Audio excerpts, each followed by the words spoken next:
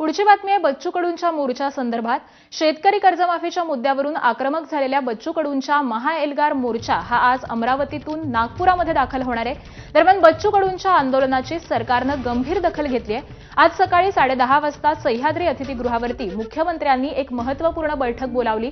मात्र आज मुख्यमंत्र्यांनी बोलावलेल्या बैठकीला बच्चू कडू उपस्थित राहणार नाहीत।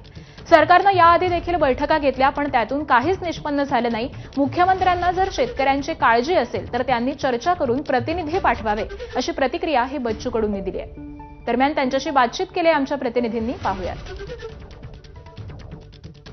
बच्चू भाऊशी संवाद साधण्याचा प्रयत्न करूया। भाऊ, एकदम अतिशय साध्या पद्धतीने तुम्ही इथे जपले। लोकांना असं वाटत असेल बच्चू कडू हॉटेलमध्ये थांबलेला आहे, मंगलम कार्यालयामध्ये थांबलेला आहे। साध्या पद्धती तुम्ही शेतकऱ्यांसोबत जेवणही केलं। नाही, आम्ही हॉटेलमध्ये थांबतो असं नाही आहे, पण आंदोलन आहे, सगळ्यांसोबत आपण राहिलो पाहिजे। ज्या कार्यकर्त्याच्या जीवावर आपण हे आंदोलन करतो त्या कार्यकर्त्याला अशा वेळेस सोडून जाणं योग्य वाटत नाही। आणि दिल्लीची आठवण येऊन राहिली। हा, दिल्लीत आम्ही असंच झोपलो होतो।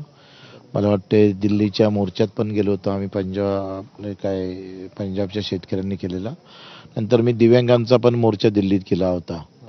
तर ही विचारांची लढाई आहे आणि विचारातून चळवळ निर्माण होतं आणि चळवळीतून काही आंदोलन आणि त्यातून निर्णय होतं। 10:30 वाजताची वेळ आहे, मुख्यमंत्र्यांच्या अध्यक्षतेखाली काय निर्णय घेणार आहात? 7व्या महिन्यात मुख्यमंत्र्यांसोबत बैठक झाली आणि 7व्या महिन्यात बैठक झाल्यानंतर काहीच केलं नाही। बावनकुळे साहेबांनी बैठक घेतली, त्याचाही काही निर्णय झाले नाही। आणि मग बैठकी घ्यायच्या आणि वेळ मारून घ्यायचा असा तर प्रकार नाही। आणि त्याच्यामुळे आम्ही मुख्यमंत्र्यांना आत्ता मेसेज केलेला आहे, त्यांना विनंती केली आम्ही का आम्ही जे मुद्दे पाठवले, मागण्या केल्या त्याच्यावर तुम्ही निर्णय घ्या आणि निर्णय घेऊन आम्हाला प्रतिनिधी पाठवा कोणी, आणि मग आम्हाला निर्णय घ्यायला सोपं जाईल।